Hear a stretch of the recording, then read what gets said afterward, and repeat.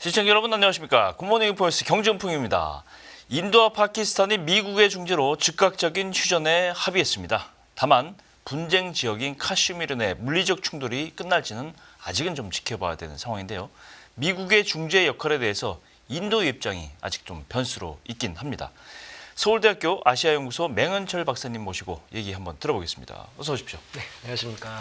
일단 다행이긴 합니다. 일단 네. 주말 사이에 이런 얘기가 나와서 일단 확전이 됐으면 굉장히 국제금융시장에는 걷잡을 수 없는 변수가 될 뻔했는데 인도 파키스탄이 미국과 비롯한 국제사회 중재에 따라 휴전하기로 했는데 총기 테러로 분쟁이 발생한 지 18일 만이에요.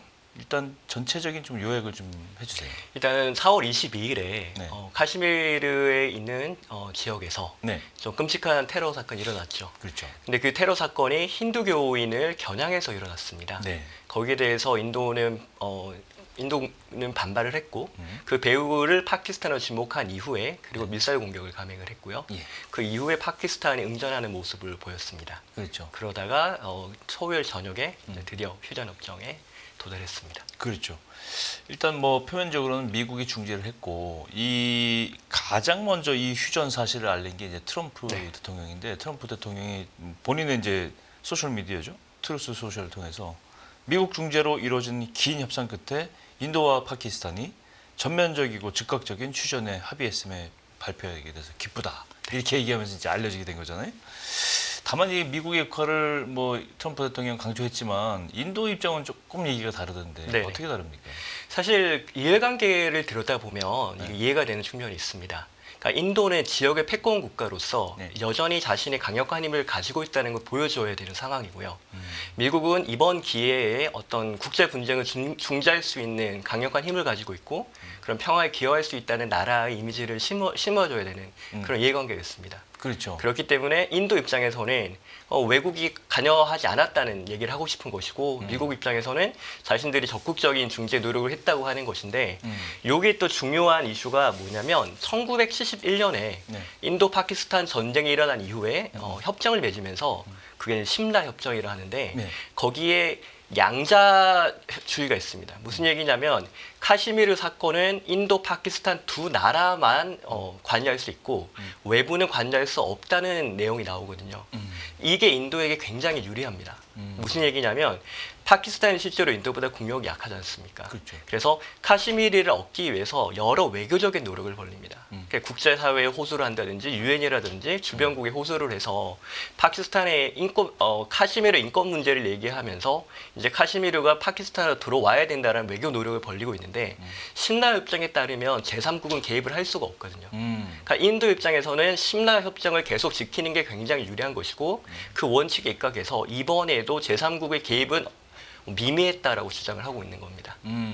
가만히 놔두면 사실은 국력이나 뭘로 봐도 인도가 더 유리한데 네네. 제3국이 개입을 하는 순간 이게 아니게 되잖아요. 네네. 상식으로 그렇게 네. 되잖아요. 네. 그렇군요.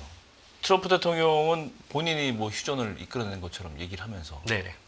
홍보하는 건데 중재 성공 사례가 나오면서 사실 이게 정치적인 문제가 좀 나올 수 있잖아요. 물론 뭐 인도 입장에서도 모디 총리도 이제 자기가 뭐 트럼프 대통령이 적극적으로 해서 휴전 이렇게 말하고 싶지 않을 거 아니에요. 네, 맞습니다. 그죠. 네. 그런 역학관계가 있는 거죠. 네네. 그죠. 예. 어떤 해석이 또 가능할까요? 그 실제로 이제 지금 놓고 보면 이 전쟁 이후의 처리 과정에 있어서 두 나라 모두 그 체면이 굉장히 중요합니다. 그러니까 인도 입장에서는 파키스탄이 테러에 연루된 게 밝혀지지 않은 상황이었지만 네.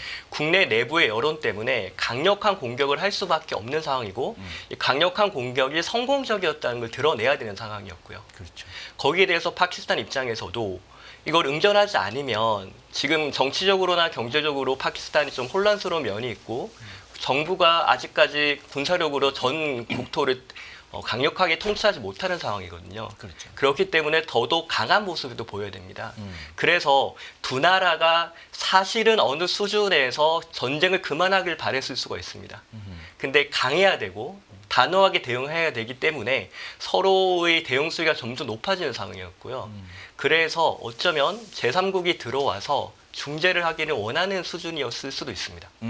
그렇다면 이제 전쟁을 하고 있는 두 나라와 그리고 이걸 중재하고자 하는 나라 세 나라 사이에 이해관계가 맞아 떨어져서 이런 뭐 휴전 협정이 갑자기 일어날 수도 있는 상황이라고 생각합니다. 그렇죠. 전면적으로 휴전한다고는 했는데 조금 전에 뉴스에도 나왔지만 포성이 들리고 네. 뭐 미사일 공격이 일부는 또 나오고 군사적 긴장은 이어지고 있어요. 지금 양측이 합의했다라고는 하지만 카슈미르 지역 내에서의 분쟁 어떻습니까? 이거는 뭐 전면적인 휴전이 아닌 거 아니에요? 실제로 그래서 제가 어저께 저녁에 네. 이제 인도 측에 연락을 해봤는데 지금 인도에서는 거의 사건이 끝난 걸로 받아들이고 있습니다. 인도에서는. 네, 대표적인 예로 지금 제가 통화한 분이 이제 델리에 있는 대학 교수님인데 카시미르에서 유학 온 학생들이 있는데 부모님들이 이제 방학도 될 겸 해서 학생들이 데리고 카시미르로 돌아갔다고 하거든요. 그러니까 그 정도 되면 이제 거의 안정이 됐다고 확신을 하고 있는 거고 이미 인도 북부로 가는 교통들은 다 회복이 되어 있는데 뭐 이전 수준까지는 아니고요. 뭐 비행편이라든지 뭐 버스나 뭐 철도들이 이제 회복은 되고 있어서 시간이 좀 지나면 조만간 정상화 될 것으로 보고 있습니다. 그렇군요. 사실상 두 나라가 인도 파키스탄 두 나라가 이제 핵 보유국이다 보니까 굉장히 불안한 마음으로 이제 시선을 바라볼 수밖에 없는 그런 양상인데 근본적인 해결책, 양측이 어떤 해결책을 들고 나와서 이번 기회에 좀 근본적으로 해결을 해야 되는 그런 거 아닌가 싶은데요. 근데 사실 근본적인 해결은 불가능하다고 보고 있고요. 그래요. 네, 어저께 저녁에 이제 알자지라 방송에서 이제 각국의 그 학자들이 토론하는 생방송이 있었는데 네. 어떤 얘기를 하냐면 약간 뭐 나이 드신 분이긴 한데 내 살아생전에 이게 근본적인 문제가 해결될 걸 볼 걸 기대하지 않는다. 뭐 이런 얘기를 하는데요. 결국 문제는 카시미르가 누구 것이냐의 문제인데 인도는 지금 집권 여당이 인도는 세속주의 국가입니다. 네. 반대로 파키스탄 이슬람 국가거든요. 네. 그럼 카시미르를 두는 관점이 인도는 이제 힌두 국가로 만들어야 되고 뭐 힌두의 영향력 아래에서 뭐 위대한 나라를 만들어야 된다는 게 지금 집권 여당 이데올로기인데 네. 그렇기 때문에 카시미르를 회복해야 된다는 입장이고요. 실제로 지금 집권 여당은 2019년 선거로 기억을 하는데 그 선거에서 공약 중 하나로 카시미르에 대한 인도의 영향을 높일 것을 얘기를 했고요. 반대로 파키스탄은 나라의 설립부터 이슬람입니다. 그래서 그렇죠. 이슬람 나라를 만들어서 주변의 이슬람 세력들을 모으는 게 국가 건국의 그런 이데올로기인데 그런 면에서 카시미르는 인도에 점령당한 무슬림 사람들이 있는 곳이거든요. 그렇죠. 그래서 파키스탄 입장에서 여기를 회복을 해야 돼요. 그래서 파키스탄은 지속적으로 카시미르를 얻기 위해서 노력을 해왔고 인도는 최근에 힌두 국가주의, 힌두 민족주의가 강해지면서 카시미르를 얻고 싶어하는 마음이 점점 더 높아지고 있거든요. 그렇기 때문에 카시미르가 어느 한 나라에 들어가지 않는 이상 이 갈등의 여지는 계속 남아있는데 이곳이 어느 한 나라에 들어갈 가능성은 굉장히 낮은 것이죠. 그렇죠. 태생부터 사실은 네. 예고가 돼 있는 네네. 종교적으로도 그렇고 맞습니다. 이런 문제가 있군요. 인도 경제는 근데 이제 우리가 이걸 보기 위해서 이 얘기를 앞서 얘기를 하는 건데 인도 경제가 이 분쟁의 영향을 얼마나 받을 것인가 이게 이제 관건이었거든요. 근데 최근까지 보면 인도 증시는 굉장히 상승을 하고 있어요. 4월 이후에 네. 굉장히 리바운드를 하고 있고 인도는 미국이 제시한 이 관세 협정에서 최우선 협상 대상국 5개 나라 중에 하나예요. 그만큼 빨리 해결이 될 수 있다. 네네. 뭔가 조치가 나올 수 있다. 이런 희망도 있잖아요. 네네. 여기에다가 이제 뭐 예를 들면 인도에 뭐 미국이 인도에다가 수출을 할 때 인도에서 받아들이는 관세가 평균 17%고 농산물 같은 경우는 39%더라고요. 네네. 그러니까요. 네. 이거를 이제 낮추기 위해서 미국이 계속 요구를 하고 있는 네네. 그런 상황인데 트럼프 행정부의 이 상호 관세, 인도 경제에는 어떤 영향을 줄지 이걸 좀 파악을 좀 해야 될 것 같은데요. 실제로 인도 경제가 뭐 꽤나 견조한 성장세를 보이고 있는데 지속적인 문제들이 좀 있습니다. 근데 좀 거시경제 측면에서는 재정 적자가 계속 많이 누적된 게 문제가 있고요. 재정 적자. 네, 그 다음에 또 하나는 무역 수지 적자가 만성적으로 굉장히 큽니다. 그런데 인도가 무역에서 큰 규모로 흑자를 보는 대표적인 나라가 미국이거든요. 따라서 미국과의 무역에서 어려움을 겪게 되면 이제 인도로 들어오는 뭐 달러가 줄어들 수밖에 없고 그러네요. 그러면 재정 적자까지 크게 가지고 있는 나라 입장에서는 계속 해외에서 돈이 들어와줘야 되는데 그게 미국에서 무역 수지 흑자폭이 줄어들면 이제 경제 타격이 클 수밖에 없는 상황이고요. 네. 방금 이제 농업 관세를 말씀드렸는데 이건 사실 정치적인 면이 있거든요. 네. 인도 산업에서 농업이 차지하는 비용이 굉장히 적습니다. 실제로. 아 작아요. 네네. 그리고 인도가 수출하는 품목 중에 농산물 비중이 그렇게 높지도 않습니다. 그런데 어떤 이슈가 있냐면 사람이 많습니다. 농업에 종사하는 사람. 그러니까 농업에 종사하는 사람들 가족까지 다 합치면 인구의 반 넘어갈 걸 보고 있거든요. 15억이니까 7억이 네. 넘는 분들이 네. 인도 국민들은 농업에 종사하는 사람들이다. 네, 그런데 중요한 거는 그들이 표지 않습니까? 그렇죠. 그래서 표를 얻기 위해서 농업을 보호해야 되는 입장이고요. 아하. 네, 그런 면에서 관세가 높은 거지. 뭐 실질적으로 수입을 막고 이런 효과는 좀 미미하다고 보시면 됩니다. 그렇군요. 정치적인 문제가 뒷변에 깔려 있군요. 일단 인도는 근데 이 글로벌 기업들의 관세를 피해서 생산 기지를 옮길 수 있는 매력적인 국가다. 이렇게 이것 때문에 이제 4월 이후에 이제 주가가 또 오르고 하는 건데 이게 중국 때문 아니겠어요? 네. 중국이 만약에 미국과의 관계가 굉장히 틀어져 버리면 결국은 각국의 글로벌 기업들은 인도로 생산 기지를 중국에 있던 거를 옮길 수밖에 없는 그런 상황이 될 것이다. 이런 시나리오 때문에 이렇게 하는 건데 인도에 그래서 투자할 적기다. 빨리 투자를 하자. 인도에 투자하시는 분들도 이렇게 증권 투자하는 분도 이렇게 생각을 하고 있고 그러다 보니까 이제 센섹스 지수가 엄청나게 좀 4월에 이후에 뛰고 있고 인도 증시 상승 배경을 좀 정리해 볼 필요가 있을 것 같아요.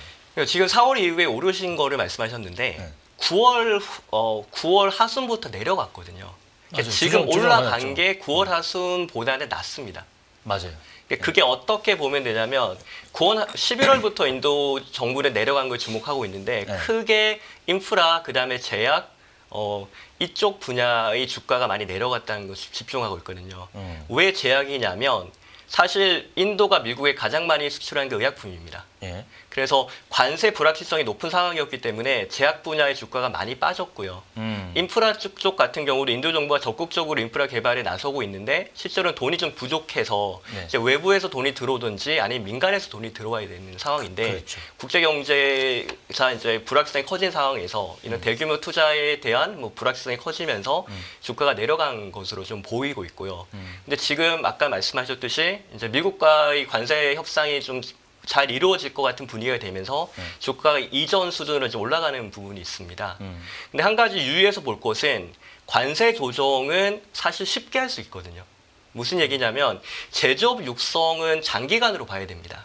그렇죠. 지금 애플이 인도에서 생산해서 수출하기 좋은 환경을 맞았지만 그렇다고 인도 생산량을 갑자기 뭐 2배, 3배 늘릴 수는 없거든요. 시간이 걸리는 거거든요. 생산 시설이 네. 있어야 되니까. 맞습니다. 근데 반면에 관세는 사실 두 나라가 협정을 하면 좀 빠르게 바꿀 수 있는 부분이 그렇죠. 있잖아요. 당연히. 그래서 단기적으로는 지금 미국의 관세 정책이 지금처럼 지속된다면 인도에게는 큰 기회가 될 거예요. 근데 단기적인 요소이고 그다음에 제조업 육성 그다음 재정 생산을 늘리는 건 좀 장기적인 요인이기 때문에 이 둘을 좀 구분해서 봐야 될 필요가 있고요. 제가 볼 때 지금 단계에서 인도가 매력적인 이유는 내수시장 성장세와 그다음에 내수시장의 매력도인데 네. 사실 지금 인도에서는 가격이 민감하기 때문에 소비자들이 네. 생산 단가를 낮춰야 되고 네. 현재 상황에서는 인도에서 생산해야지 생산 단가가 낮아지는 상황이거든요. 그렇죠. 그렇기 때문에 인도 내수 시장을 공략하기 위해서 이제 외부에서 투자가 들어오고 제조기업이 들어오는 단계라고 보고 있고요. 근데 정말 인도가 모디 정부가 원하듯이 제조 강국이 되기 위해서는 수출이 늘어나야 되거든요. 네. 근데 이번에 이제 관세 때문에 인도산 애플이 인도산 아이폰이 이득을 보는 경험을 해봤으니까 이제 인도 정부가 과거보다 더욱더 수출에 대해서 드라이브를 걸지 않을까 뭐 이런 생각을 하고 있습니다. 지금 뭐 제가 개인적으로 궁금한 건데 메이드 인 인디아 네. 제품의 공산품 제품에서 주로 세계 비중이 높은 산업군들이 어떤 것들이 있습니까? 지금 대표적으로는 인도 정부가 가장 자랑하는 것이기도 하고요. 네. 스마트업 제조가 지금 굉장히 빠르게 성장하고 있습니다. 아, 모바일 폰. 네네. 근데 이것도 들여다봐야 될 게 뭐냐면 최종 단계에서 조립이 인도에서 일어나는 상황이거든요. 네. 그래서 부품은 여전히 수입에 의존하고 있습니다. 아, 그러다 보니까 중국과 무역이 늘어나고 있습니다. 예. 그래서 중국에서 부품을 수입을 해서 인도에서 조립해서 지금 수출하는 그런 상황이 있고요. 예. 인도 정부는 장기적으로 부품 수입의 비중을 줄여서 부품도 국산에서 만들겠다라는 의지를 표명하고 있고요. 그렇죠. 자동차 쪽도 조립을 많이 하는 걸로 제가 상식적으로는 알고 있는데 그 자동차 쪽도 완성차도 그렇습니까? 뭐 완성차 같은 경우도 이제 인도에서 이제 수입을 많이 하고는 있는데 그 부분 같은 경우는 최근에 인도 정부가 이제 수입 부품에 대한 관세를 실질적인 관세를 올리면서 네. 이제 국산으로 이제 전환하려고 하는 움직임이 보이고 있고요. 네. 그러니까 스마트폰 산업보다는 자동차 제조 쪽이 좀 부품의 국산화율이 좀 더 높다고 보시면 됩니다. 그렇군요. 인도도 그러니까 그래요. 과거에 우리나라가 그랬던 것처럼 부품 수입해서 조립해서 완제품으로 중간 단계로 무역을 해서 돈을 벌었던 것처럼 네네. 인도도 지금은 그렇지만은 언젠가는 생각보다 빠른 시일 내에 자국에서 기술 혁신을 이루어서 자국에서 부품을 조달해서 완전한 자국 제품을 만들 수 있는 게 지금 말씀드린 IT, 모바일 포함해서 네네. 뭐 자동차, 뭐 AI도 마찬가지고 그렇게 될 수 있는 중국의 경로를 따라가지 않을까 이렇게 다들 이제 기대를 하고 있는 거잖아요. 그만큼 이제 인적 자원도 있고 여러 가지 자원들도 많고 하니까 그래서 인도를 우리가 제2의 중국이 될 것이다라고 보는 분들이 있는 거 아닙니까? 근데 실제로 인도의 성장에 대해서는 뭐 밝게 보는 분들과 좀 우울하게 보는 분들이 존재를 하고 있는데요. 그래요? 말씀하신 내용들 중에서 이제 인적 자본 같은 경우에 소수의 뛰어난 IT 인력은 있습니다. 근데 그렇죠. 평균적인 IT 교육 수준은 좀 낮고요. 전체적으로 보면 그렇죠. 네, 그다음에 제조업 육성을 위해서 이제 R&D나 인프라나 인력이나 여러 가지 면들이 개선돼야 되는 상황들이 있습니다. 그렇기 때문에 중국이 걸어왔던 길을 걷는 게 지금 인도 정부가 바라는 모양인 것 같은데 뭐 사실 그렇게 될지 말지에 대해서는 학자들 사이에서 의견이 갈리거든요. 예. 그러니까 중국 같은 경우는 제조를 마지막 단계를 경험을 하면서 그 선진 국가들의 기술과 노하우가 중국에 많이 이전이 됐습니다. 근데 지금 현실에서 그게 가능할지를 놓고 보면 지금 그 당시 중국이 성장할 당시는 중국이 효율적이기 때문에 거의 모든 생산이 중국에 모이는 형국이었는데 네. 지금은 탈중국을 얘기를 하지만 그것을 대체할 허브로서 인도뿐 아니라 뭐 동남아의 베트남이라든지 뭐 멕시코라든지 여러 곳들이 이제 거론이 되고 있는 대체하는 상황이거든요. 나라 네. 많죠. 만약에 인도 정부가 과한 요구를 해서 부품 산업에서 좀 심하게 뭐 정책적으로 뭐 어렵게 만든다든지 아니면 뭐 노하우 전수라든지 기술 전수를 너무 과하게 요구를 할 경우에 이제 그런 기업들이 인도에 들어올 인센티브가 줄어든다. 뭐 이런 우려의 목소리도 있습니다. 그렇죠. 그래서 외교적으로 또 봐야 되는 게 중국하고 인도의 관계예요.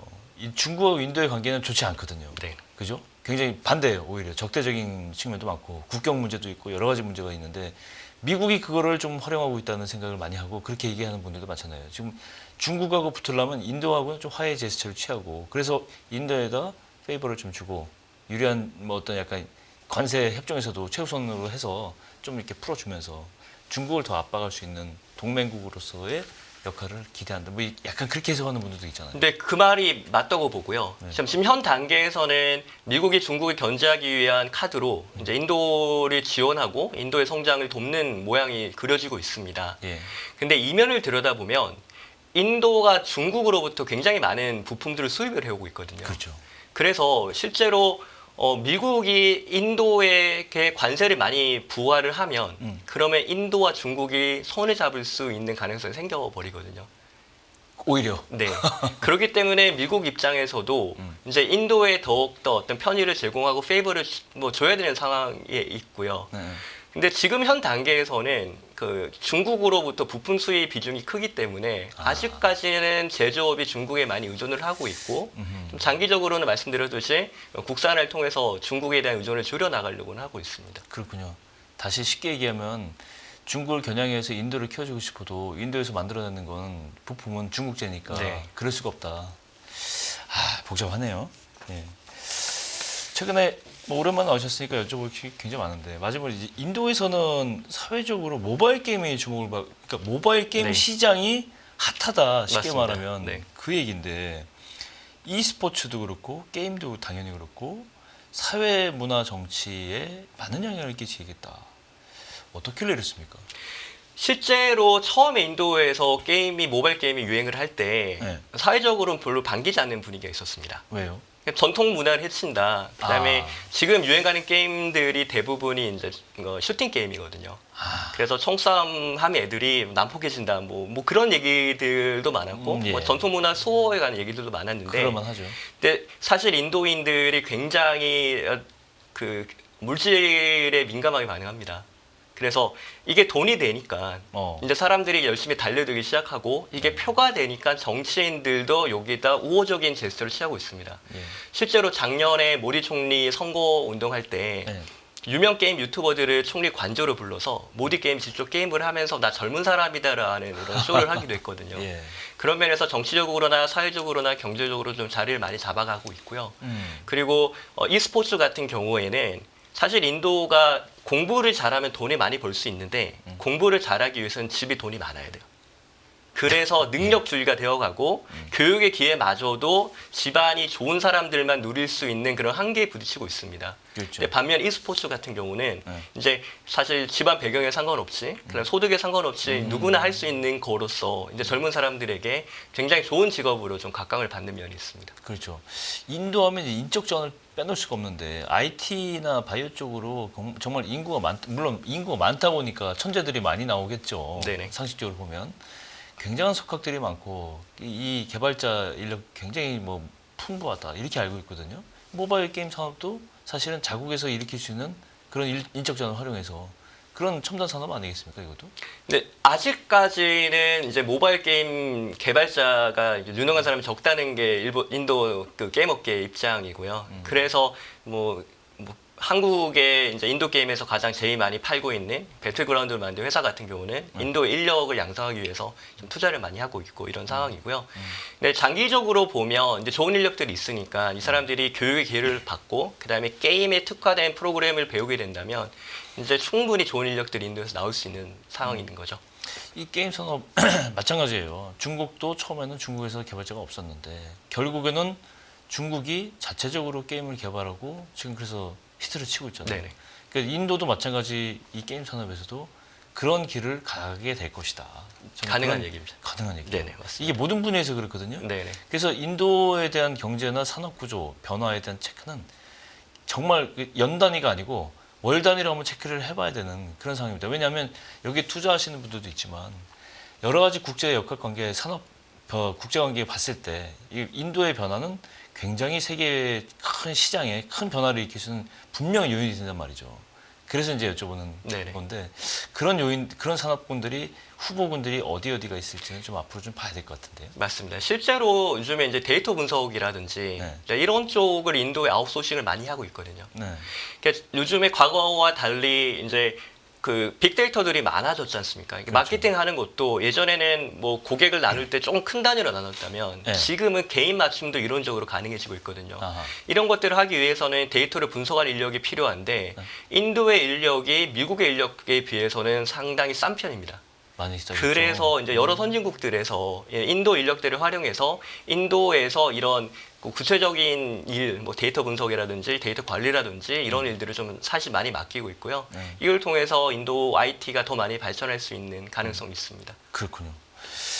오늘 여쭤보고 싶은 게 많은데 사실은 카시미르 이 분쟁이 문제가 아니고 인도 경제가 어떤 영향을 받게 될지 이게 이 연결고리를 찾기 위한 건데 얘기 많이 들었습니다.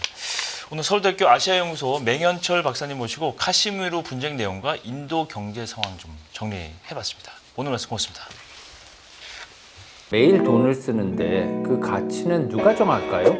정답은 슈퍼달러 슈퍼리치에 있습니다. 복잡한 공식은 빼고 투자 타이밍을 잡는 환율의 핵심만 담았습니다. 빠르게 변화하는 금융시장, 그 중심엔 언제나 환율이 있습니다. 오늘부터 환율과 썸 타볼까요?